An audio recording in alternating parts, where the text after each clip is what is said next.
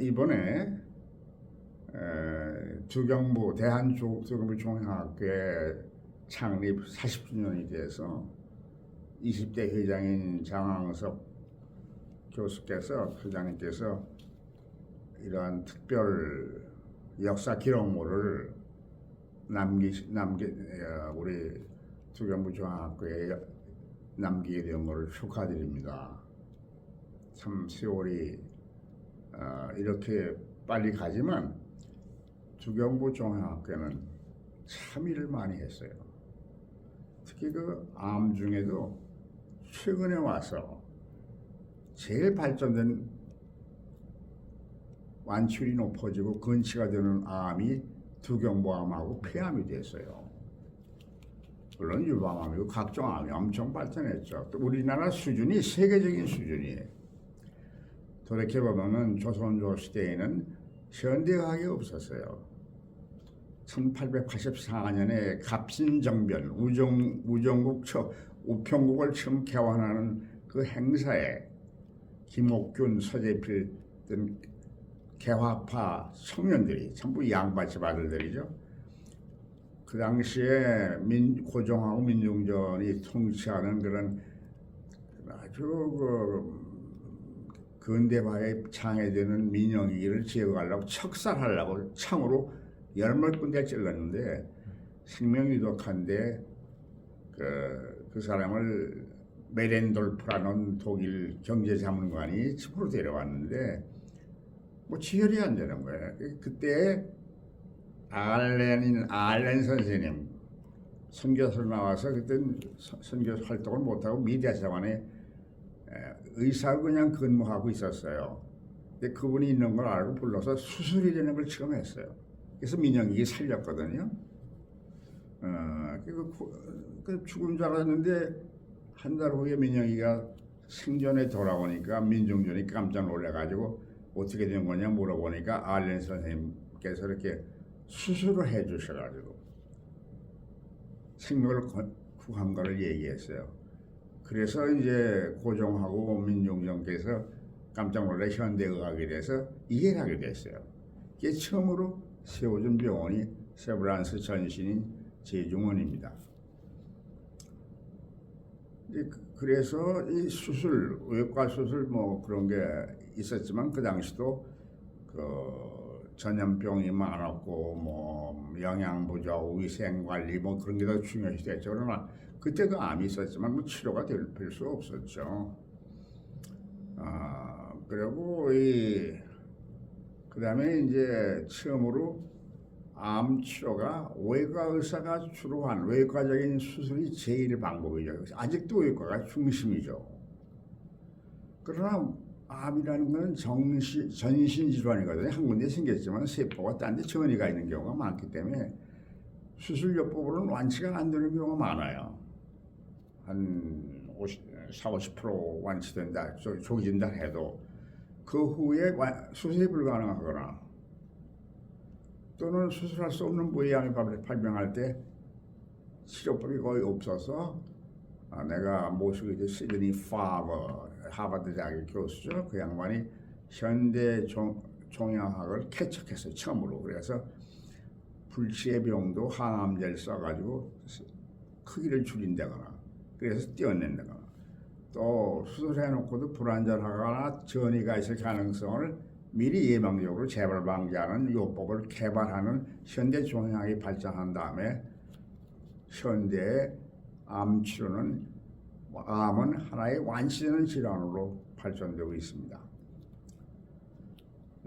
그러나 미국이 선진국이 발전한 데서 우리나라가 따라되는 게 아닌데 다행히 우리는 그때 1974년에 그때 물론 우리나라에 뭐 각 대학 병원이 암을 취급하고 있고 주로 했죠. 또 원자력병원이 이런 게 있어가지고 원자력병원이 있어가지고 코발트 치료기가 있어가지고 그걸로 자궁암 치료하고 그런 시절입니다.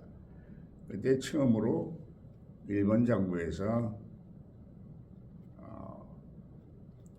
대외 기술개발 원조로 연세대학교에 연세암병원에 각종 치료 장비를 기증했어요.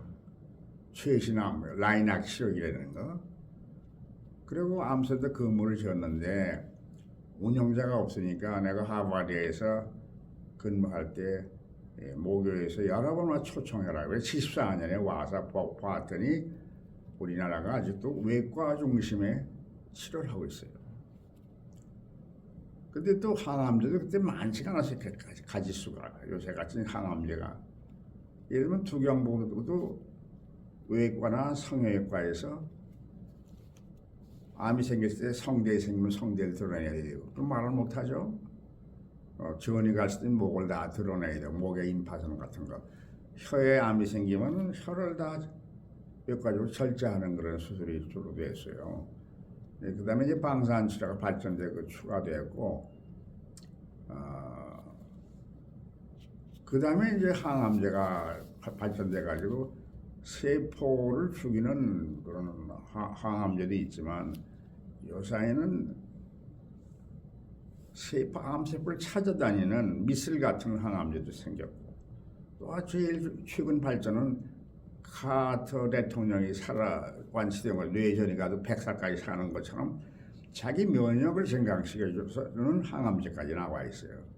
이러한 수술, 방사선치료가 엄청 발전했어요. 그리고 약물치료, 그리고 이제 의료보험 체계 이런 게 종합적으로 작용해서 우리나라의 암 완치율이 세계 정상이에요. 각종 암이 있어요. 그 중에도 가장 발전한 게 두경부암이에요. 두경부암이 이렇게 발전하게 되면 두경부 종양학회의 역할이 컸어요. 그러면 두경부 종양학회 소유된 역사에 대해서 말씀 증언하겠습니다. 이거는 아주 제가 간증하다시피 합니다. 우리나라가 참 어려운 시절에 루지아나 대학을 졸업하신 데이비드 세일 선생님, 그분은 외과를 전공하고 미국에서 제일 유명하던 뉴욕 캔서 메모리얼 슬론 캐더린이라고 해야 돼. 거기서 두경부암은 전공한 전국 미국에도 많지 않은 초전공 교수예요. 다 그걸 내려놓고 전주예수병원에 와서 근무하시면서 두경부암을 전국에서 그 양반 그 선생님께 의뢰되면 수술로 완치시겠습니다. 참으로 데이비드 시 선생님 네 분께서는 예수님과 같은 훌륭한 예수님의 참 제자입니다. 그분이 두경부암의 중요성을 알아가지고 두경부암 학회를 창립하려고 했어요. 그 당시만 해도 이비인후과 선생님들은 큰 수술을 안 할 때입니다. 그래서 이비인후과 선생님들이 많이 반대를 했어요. 설립하는 걸. 그래서 그 2084년에 데이비드 선생님 중심으로 해서 거기 이제 여기 역대 회장들 있지만 이게 거기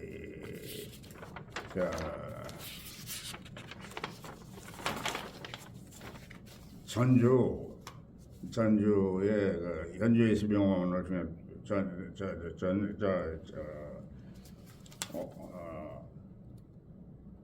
내장산 관광호텔에서 그분을 모시고 한 24명의 8개 일이 구성돼 가지고 두경부암학회를 창립할 때 이민혁 교수들이 많이 반대했어요 처음에. 근데 나중에 다 이해돼 가지고 자꾸 설득하게 이해돼 가지고 할 때 그때 공헌이 큰 사람이 크신 분이 이영호 회장님, 나보다 3년 후에 그분 성형외과 선생님이시죠.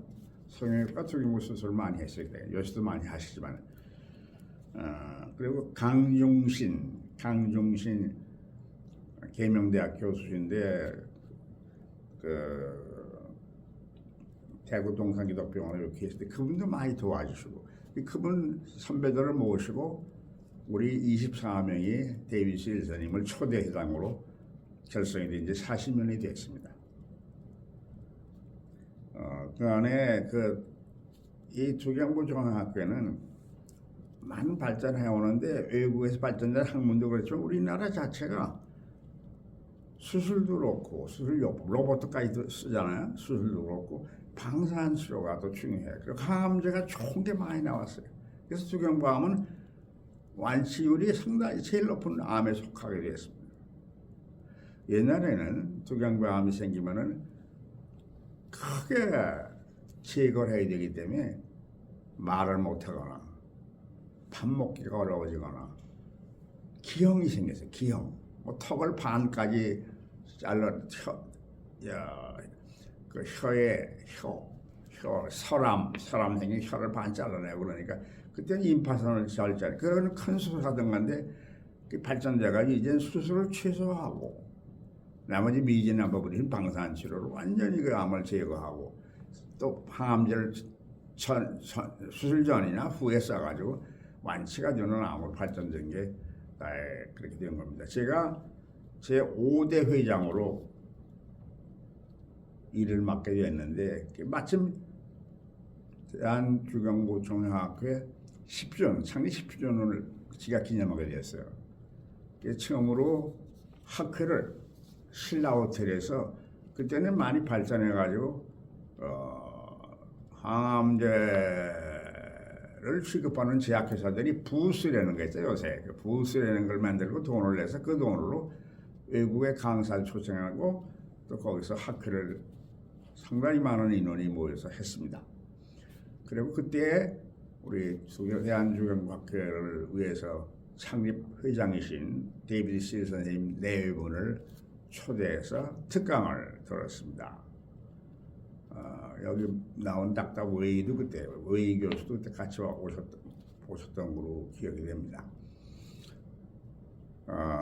데이비드 선생님 같은 선각자가 계셨고 또 그 후에 함께 노력한 동료 교수들 각 방면 전부 계시죠. 그래서 그 당시에는 뭐 옛날에는 성형외과 선생님이 크게 수술하는 것을 선호하셨는데 이제는 그렇지가 않고 이 종합치료로 사람의 소위 그 사람의 인간 본연의 행복을 지켜주고 또 그 여생을 편안하게 보낼 수 있는 그러한 치료법이 개발돼 가지고 참 우리가 불교조양학회의 활동에 대해서 다시 생각하게 됩니다. 이제 10년 후에 이 녹화된 것이 편집된다고 그러니까 그냥 감회가 새롭고